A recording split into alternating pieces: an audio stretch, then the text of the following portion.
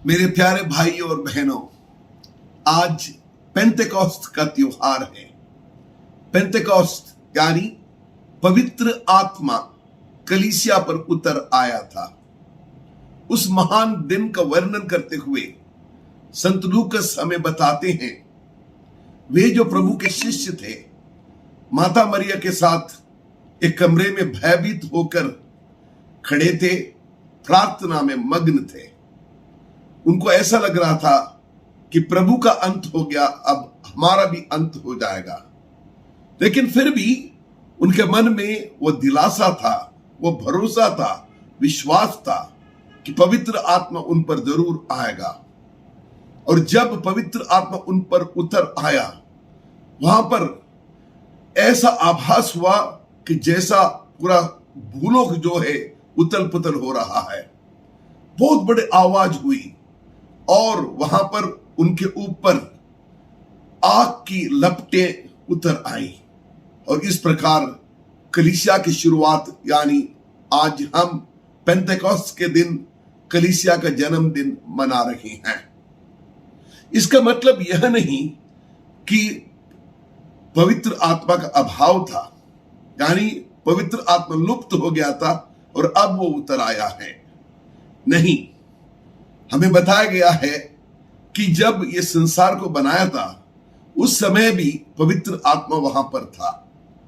और ईश्वर ने जब मनुष्य को अपने ही रूप बनाकर उसका सृजन किया, उस समय उसके नॉस्ट्रिल्स में उन्होंने फूंका और इस प्रकार पवित्र आत्मा की शक्ति से ही मनुष्य का सृजन हुआ।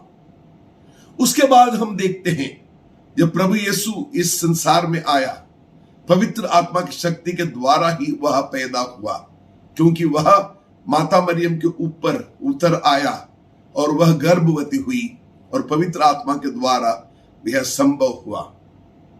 और उसके बाद जब यरदन नदी में प्रभु का वहां पर बपतिस्मा मिला था, वहां पर भी पवित्र आत्मा उतर आया था। और उसके बाद में जब गेत्सेमनी बाग में वो प्रार्थना कर रहे थे, तब भी उनको पवित्र आत्मा से शक्ति मिली थी। मेरे प्यारे भाई और बहनों, आज हम हर्ष और उल्लास के साथ यह पेंतेकोस्त का त्योहार मना रहे हैं, क्योंकि पवित्र आत्मा हमारे उतर आया है और वह आता रहता है। बस केवल इतना कि हम पवित्र आत्मा के लिए हमारे हृदय में जगह देना है। पवित्र आत्मा का मतलब क्या है? पवित्र आत्मा का मतलब एक ऐसी शक्ति जिसके बिना कुछ भी नहीं हो सकता, और ऐसी शक्ति जो हमें प्रभावित करती है। इसका मतलब यह नहीं कि वह शक्ति केवल तोड़ता है, बल्कि वह शक्ति जो है जोड़ती भी है। यानी जहां पर प्रेम है, जहां पर शांति है, जहां कोई अपने पापों के लिए क्षमा याचना करता है, जहां पर एकता है, वहां पर पवित्र आत्मा वहां पर मौजूद है।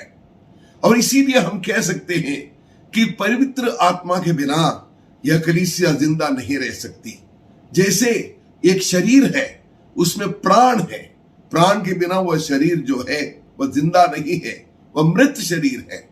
ठीक उसी प्रकार कलीसिया भी पवित्र आत्मा के अभाव से वह मृत शरीर है, एक ढांचा मात्र है।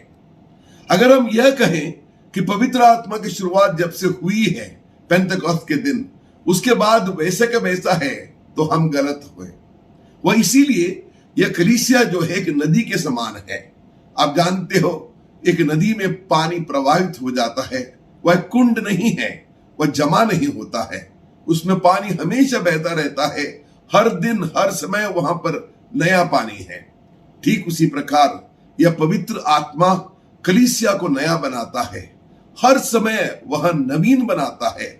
हर व्यक्ति के मन में, हर व्यक्ति के दिल में वह बस जाता है और नई नई सोच देता है। और इसीलिए हमें पवित्र आत्मा के और हमें देखना है कि इस समय, आज के दिन, इस वर्ष हमें क्या करना चाहिए, क्या नहीं करना चाहिए। इसकी प्रेरणा हमें पवित्र आत्मा से मिल जाती है। इसके लिए हमें हमारा हृदय खोलना चाहिए। मेरे प्यारे भाई और बहनों, जैसे मैंने कहा, हमें हर्ष और उल्लास मनाना चाहिए, क्योंकि हम जानते हैं जब हमारे दिल में श्वास नहीं था, हम श्वास ले नहीं पा रहे थे, तब कोरोना से हम जकड़े हुए थे, हम भयभीत थे। आज ऐसा नहीं है। ठीक उसी प्रकार हमें लगता है जब पवित्र आत्मा हमारे ऊपर नहीं है, इंडिविजुअल रूप में, व्यक्तिगत रूप में या सार्वजनिक रूप में, तब हम कमजोर होते जाते हैं। हमें कमजोर नहीं बनना है, बल्कि आज हमें उल्लसित होकर हर्ष के साथ हमें सब लोग मिलकर प्रार्थना करना चाहिए। ये पवित्र आत्मा हम पर उतर आ, हमें नया बना, नई सोच हमें दे दे, नए रूप से हम प्यार कर सके और इस पवित्र आत्मा के द्वारा हमारी कलीसिया की एकता को बनाए रखे। Thank you. God bless you.